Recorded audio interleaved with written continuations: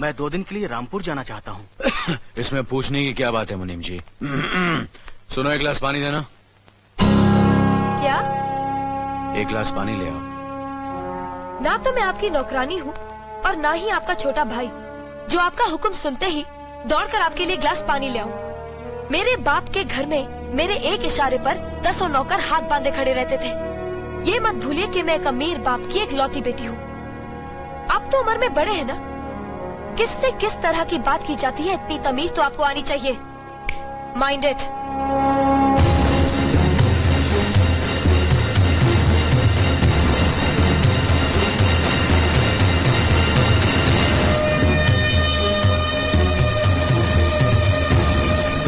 मालिक, छोटी बहू की बात का बुरा मत मानना, नादान है, बच्ची है।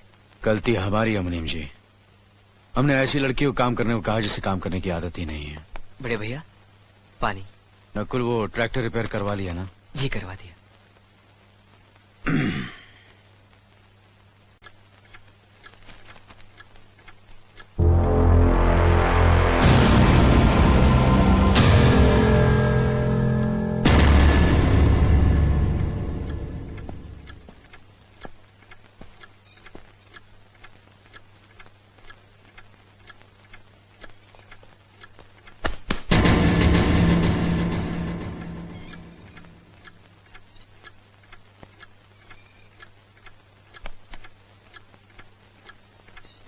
इसे मैं फेंक देता हूँ बड़े भैया, आप चाहिए। मुनीम जी, जो राम प्रसाद की बेटी की शादी के लिए जेवर देने के लिए कहा था, भिजवा दिया? जी हाँ मालिक। शहर में रहकर यही बदतमीजी और ओछी हरकतें सीखी आपने? अपने से बड़ों का लिहाज करना नहीं आता आपको? किससे कह रहे हो तुम? आपसे कह रहा हूँ। औरत पैदा हुई है तो औरत की तरह रहना सीखे। मीना। नकुल, तुम अंदर जाओ।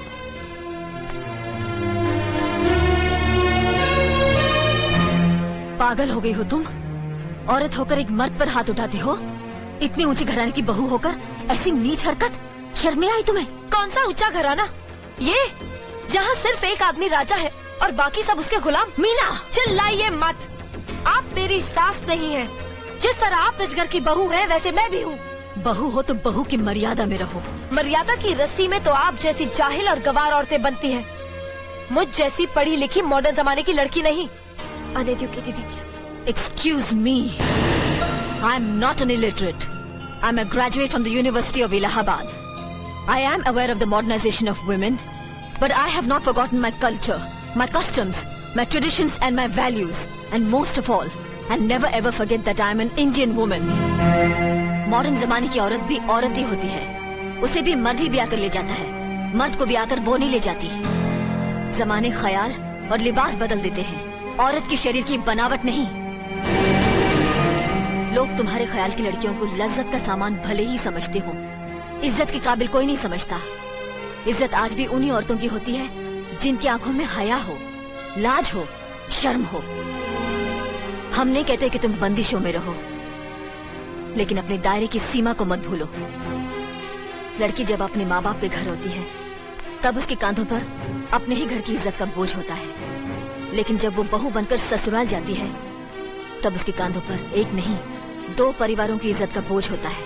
आज जिस तरह तुमने नकुल को तमाचा मारा है, अगर उसी तरह उसका भी हाथ उठ जाता तो तुम्हारी क्या इज्जत रह जाती? कभी सोचा तुमने?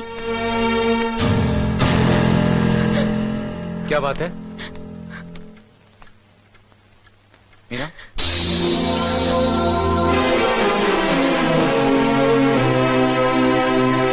क्या हुआ भाभी? हाँ, कुछ नहीं। मीना कह रही थी कि उसे खाना बनाना नहीं आता।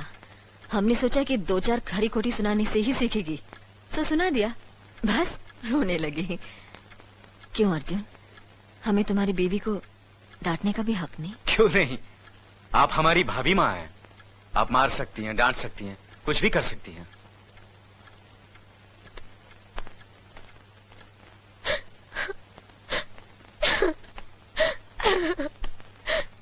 मैंने भूल की जो मैं लोगों के बीच आ गई।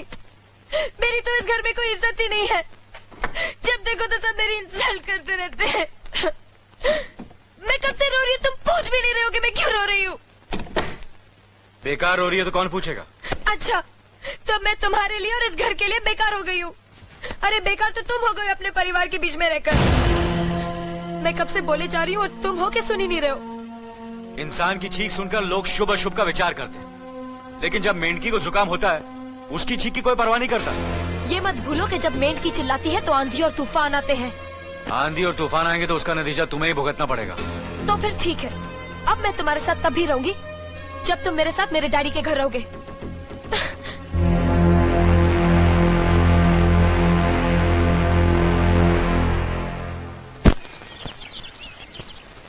हमारी मीना बहुत प्यारी बच्ची है, लेकिन उसमें अभी भी बचपना है। हमारे तौर तरीकों को नहीं जानती है ना, लेकिन आस्ता आस्ता हम उसे सब सिखा देंगे।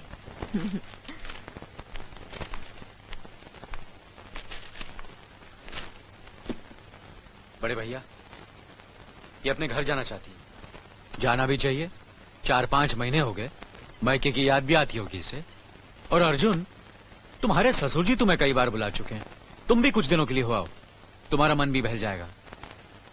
अगर ये वापस लौटने के लिए जा रही होती तो मैं जरूर जाता, मगर ये तो हमेशा के लिए इस घर से जा रही है।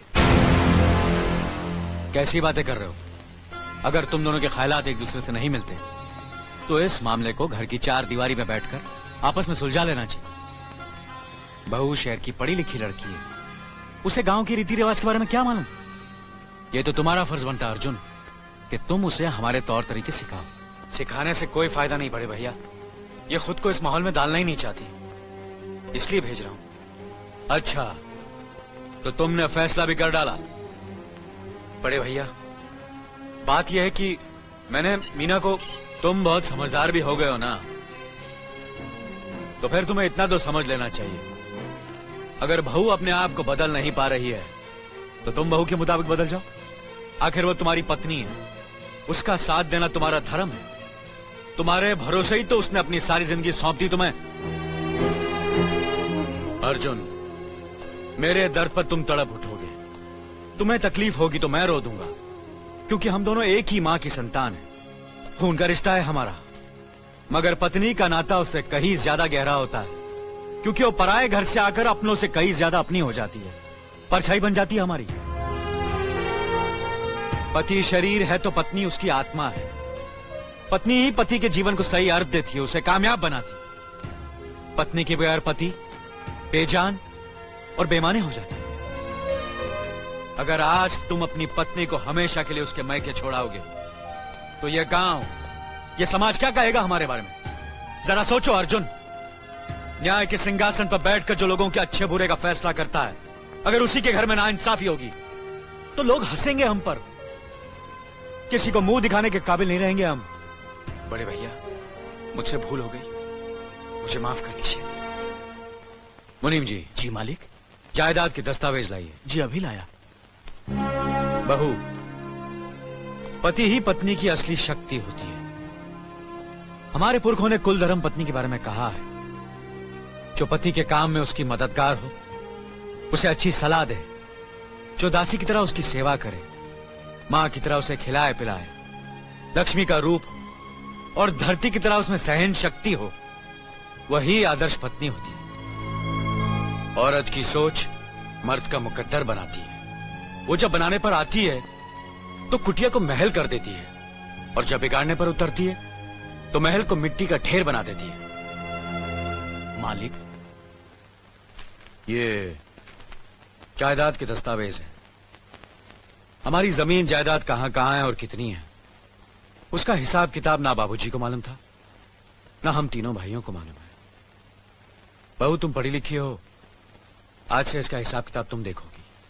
लक्ष्मी जी। अपनी चाबियों का गुच्छा और ये कागजात बहू को दे दो।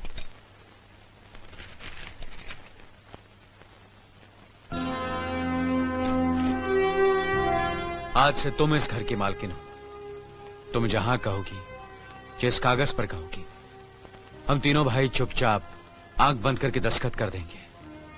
जैसा कहोगी वैसा ही करेंगे। बस एक ही विनती है बहू, हम तीनों भाइयों को अलग करने का ख्याल अपने मन में कभी आने मत देना।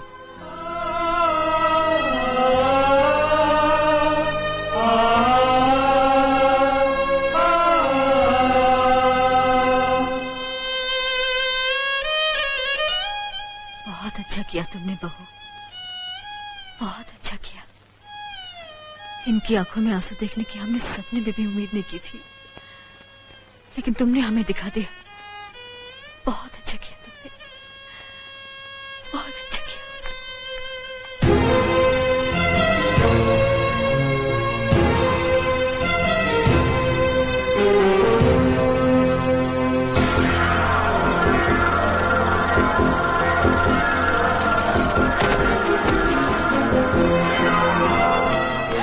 मीना, मीना, क्या हुआ बहू?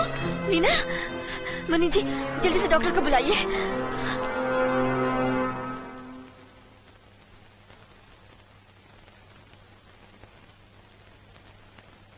घबराने की कोई बात नहीं, ये माँ बनने वाली है।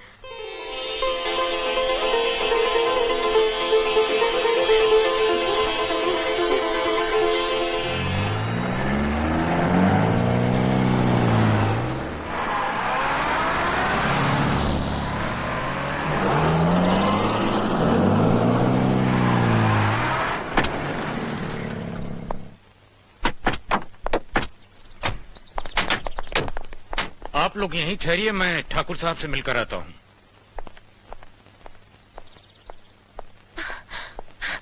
डैडी, डैडी, कैसी हो बेटी? What a pleasant surprise. आने की खबर भी नहीं की।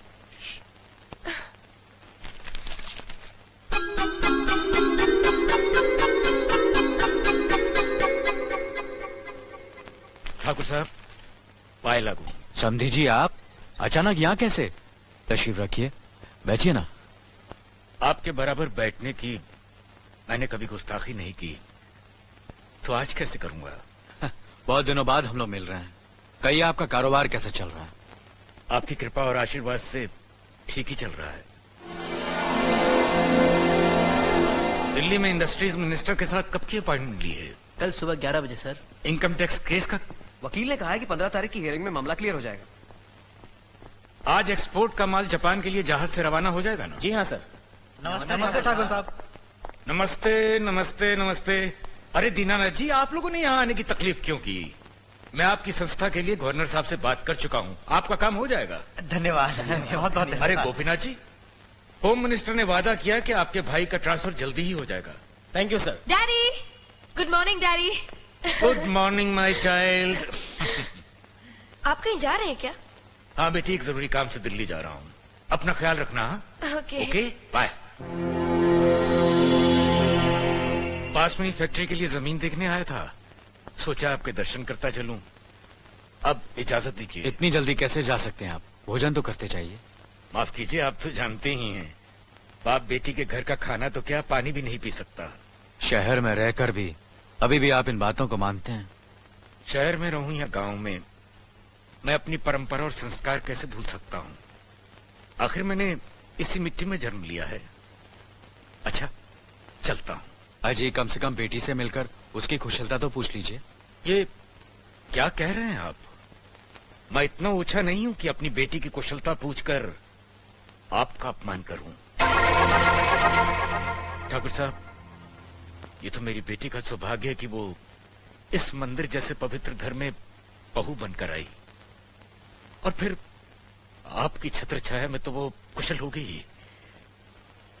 राम राम। राम राम।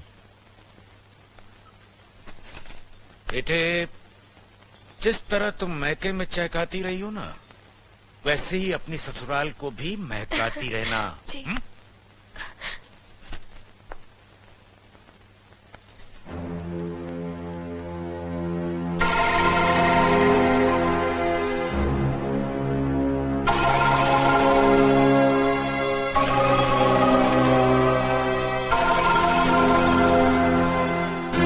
आप तो उम्र में बड़े हैं ना, किससे किस तरह की बात की जाती है इतनी तमीज तो आपको आनी चाहिए।